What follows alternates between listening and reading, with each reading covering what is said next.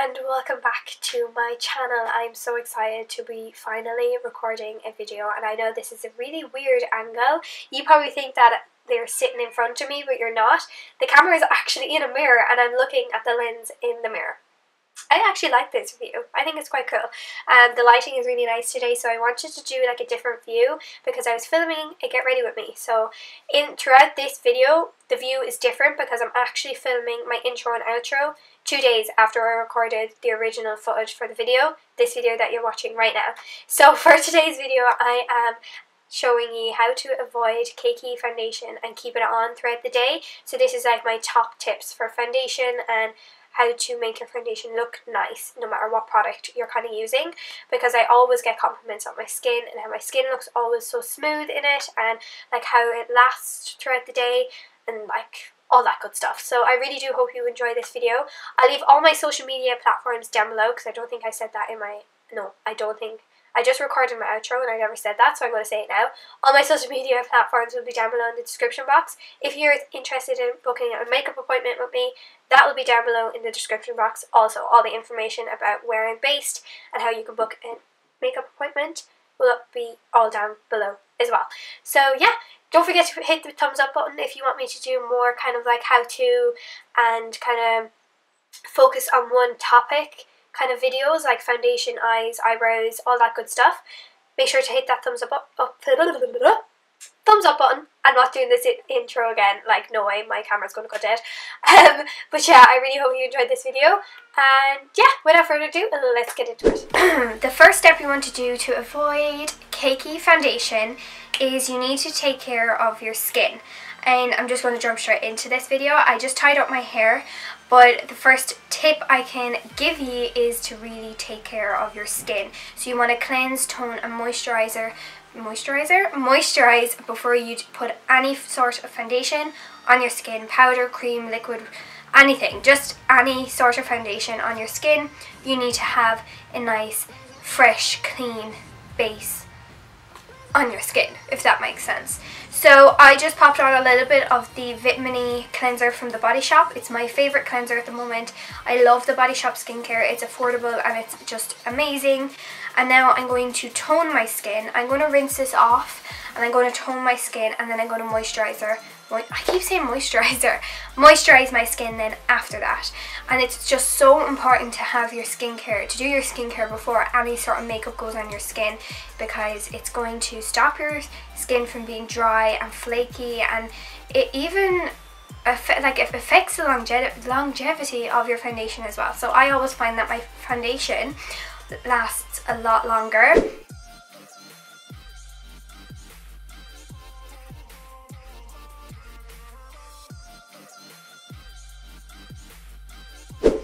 You can see like I had nothing on my face, but that's just because I was sleeping and dirt still does come out. So this cleanser is great, it's affordable, and it really does work. So the next product I like to go in with is the Body Shop British Rose Gel Toner, and this literally has petals in it. I'll do a little bit of a close-up for you. This literally has petals in it, it's so good. But as I said, did I say it? I don't even think I said it. If you'd like me to do a really in-depth skincare routine, like my masks and like what I do on a weekly basis, let me know and I shall do that for you. But this is just what I do on a daily basis.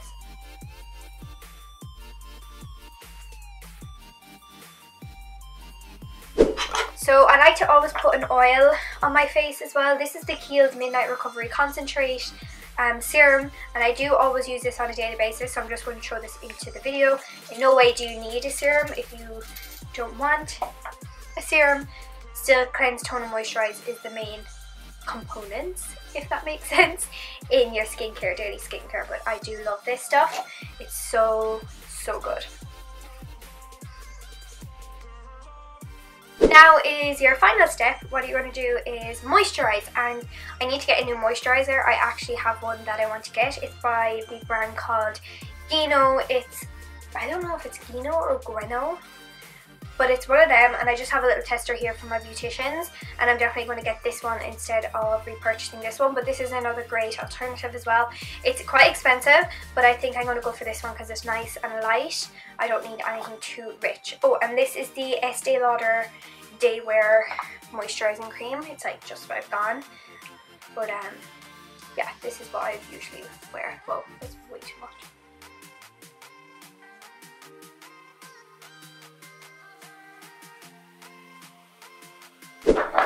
So now that our skin is cleansed, toned and moisturised, we have a nice clear base to go in and prime the skin. Now you can just use a moisturiser, but I actually really like using a primer because to me a primer adds instant hydration to the skin and just creates that barrier between the skin and the foundation. So if you wear foundation every single day of your life, that it will kind of prevent it affecting your skin as much as it would if you didn't have any barrier between. So it just really does create that nice barrier between your skin and the foundation or the makeup in general. Depending on what skin type you have, you might need to multi-prime or you might just need to add a primer. I have kind of like combination skin. I wouldn't say I directly have dry skin. I just have combination. I get oily throughout the day, but I do have dry skin if I don't do my skincare. So I don't really need to multi-prime. I don't really have too much open pores or anything like that, but sometimes I would just add a nice little mattifying primer here. So I will do that today. But I don't really have open pores, but if you have open pores you might have to go in with either a blurring primer. YSL, the blur primer, again you don't need this, it's really expensive, but this is a nice pore filling primer and it blurs and also kind of stops your skin from getting too oily. But this is a silicone primer, so just keep that in mind as well if you're not a big fan of silicone primers. They're just good at pore filling and stuff like that. Another primer I do like to use, especially when I'm going out or like on a night out, I use the NIOD Photography Fluid Opacity 12%. I wouldn't say this is really for priming, it's just to add a luminosity to the skin. I'm not going to use this today because I don't really need it. Primer I really do recommend is this Smashbox primerizer. This is my second bottle and I recommend this for anyone with oily or dry skin. I just love it. It's infused with hyaluronic acid, which is really good for hydrating the skin, and it's just a great primer, and it's not silicone at all. But I wouldn't say it helps with the longevity of my foundation. It just makes my foundation look so healthy and natural looking while still having a full coverage matte foundation. This is just amazing. I absolutely love it, and you really don't need a lot. This is the Catrice Cosmetics Primifying Pore Refining Anti-Shine Base Primer. That's a lot of words. But this is great because it does fill in the pores. I'd never put this all over the face, but it's a non-silicone primer. So I take this and I literally just apply it into my T-zone while kind of just rubbing it into my skin. Again, I do not drag this all over the face. I don't need it all over the face. It's going to be a bit too light for me at the moment. This is the Maybelline Superstay 24-Hour Full Coverage Foundation. I've been seeing this everywhere, so I did pick it up the other day. Okay, I think I picked up the wrong shade because that's very dark, but it does match my neck at the moment. But I literally wanted this foundation for an everyday wear, but I'm after picking up like a really dark shade. So I'm going to try this out and see how I like it. Hopefully I do like it, because obviously this is all about like foundation. Brushes and sponges have to be clean. I don't care. You can use your brushes. I always say to my clients, only use your brushes 3 times with foundation, then wash them. Because if you think about it, when you apply your foundation, yeah, the foundation then dries up in the bristles, so it gets thick and bacteria grows in your bristles. And then when you go to apply a second, like let's say the next day you go to apply foundation, there still is that thick coat bacteria layer in the brushes, and you're applying that to your face. So it's basically old foundation mixed with new foundation going on your face. This is going to cause cakey foundation. I don't care what it is, because your face is going to be full of dirt dead skin cells, because when you're rubbing your face and you mightn't have exfoliated that day, your dead skin cells do get into the brushes. So I can't stress enough how important it is for your hygiene and for your whole skin. So as you can see now, what I'm doing is patting the foundation into my skin. I'm not rubbing because just in case if I do have some sort of dead dry skin, dead skin cells on my face, I'm really trying to not like lift that up and get it into my foundation.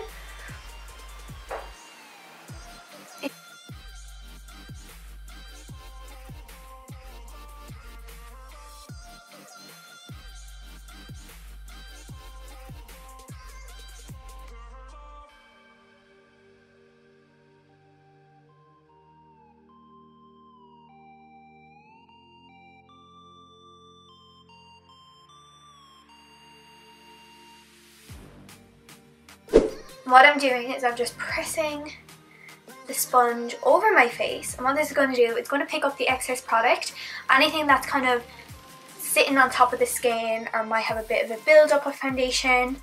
I might have forgot to kind of blend it out. What this is going to do is pick it up and it'll push the product into the skin, preventing that build up of foundation and the cakiness. And as you can see on my sponge, there's a lot of foundation, so it did soak up excess product, and it just creates that kind of coming from within look from your foundation. You guys, I literally ran downstairs to get raspberry tea.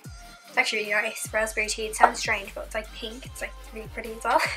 And a little Kinder Bueno hippo thing. And I looked at myself in the mirror, and like, this foundation is so nice. I can't feel it on my face. It's definitely like I wouldn't say like, it's definitely a matte finish anyway. It still kind of has a glow, so it's probably a little bit more like a semi-matte finish, and it's amazing. I really like it.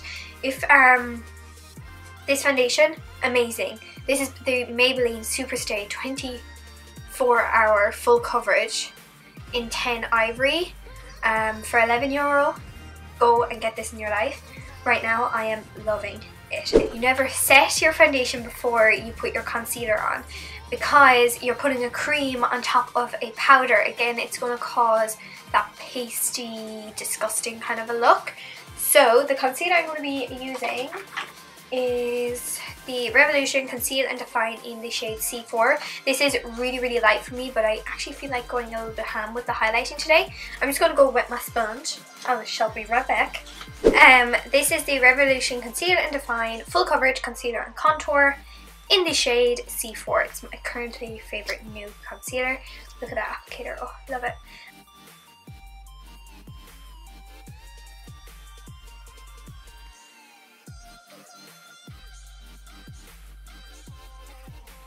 Damp sponge. I'm going to start blending this into the skin. I'm not rubbing because I don't want to mix like the foundation and the concealer together. I literally just want to blend it on top.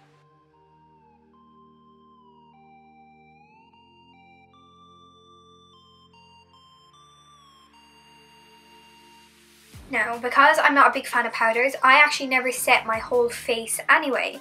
And in a way, I recommend you don't, even if you have oily skin, because now it's different. I'm going to talk about this a little more. This foundation is matte, completely matte. I can't feel it on my skin. Another, like with the Fit Me Matte and Poreless foundation, you don't need to set because it's completely matte. It's quite a dry matte, so you definitely don't need to set this. This guy as well, the Urban Decay Full Nighter foundation. Do not set this foundation because that is going to cause cakiness, because this foundation is so thick and matte. That's why I don't say you don't need to set it, because it's so thick and matte, and that's going to cause a build up of product and cakiness again. Now with the Giorgio Armani Luminous Silk foundation, it's quite a watery thin consistency. This is I think more of a liquidy. This is kind of more of like a liquid foundation. I nearly say these are cream. This is a cream foundation. Really thick foundation, whereas I would set this foundation because it's a luminous dewy finish and you do want it to last a little bit longer.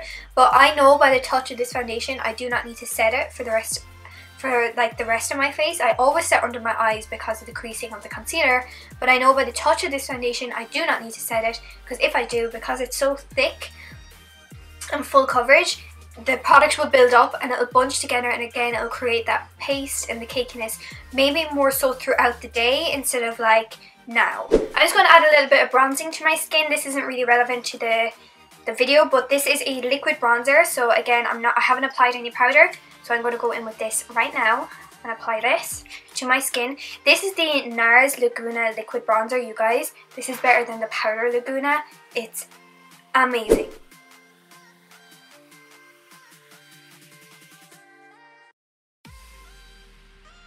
You guys see that contour? Like, oh my god, it looks so natural.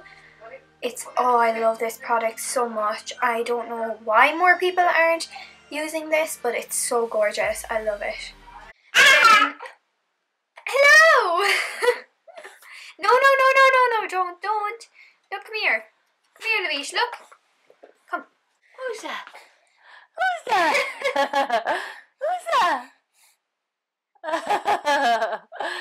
Oh, I'm getting him to wash it. If you're using a matte full coverage foundation, so again my example for this is, let's say if you're using this foundation that I just used now, I will not go in with a powder kind of foundation that has colour to it. So this is just by I think it's Note Cosmetics or something like that. Yeah, Note Cosmetics powder. It's not like a powder that has too much full coverage, but it definitely does have a lot of colour to it. I don't want to add this because it's going to, again, look like it's too much throughout the day. Because I'm wearing a full coverage foundation, I'm going to go in with a translucent, really finely milled powder. Again, my favourite, Laura. Good old Laura Mercier. Cute little angled brush here. I pick up a tiny bit of powder and I literally just kind of set my under eye area.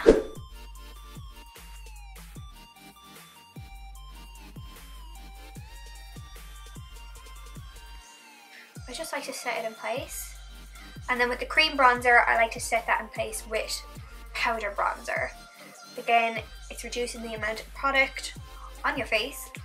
And yeah, with this sort of fluffy brush, instead of going in with a dense powder brush like this, you get a more kind of lighter application with this sort of finely milled natural hair bristle instead of this really dense kind of powder brush. I don't know if you can see, but it's quite a dense powder brush.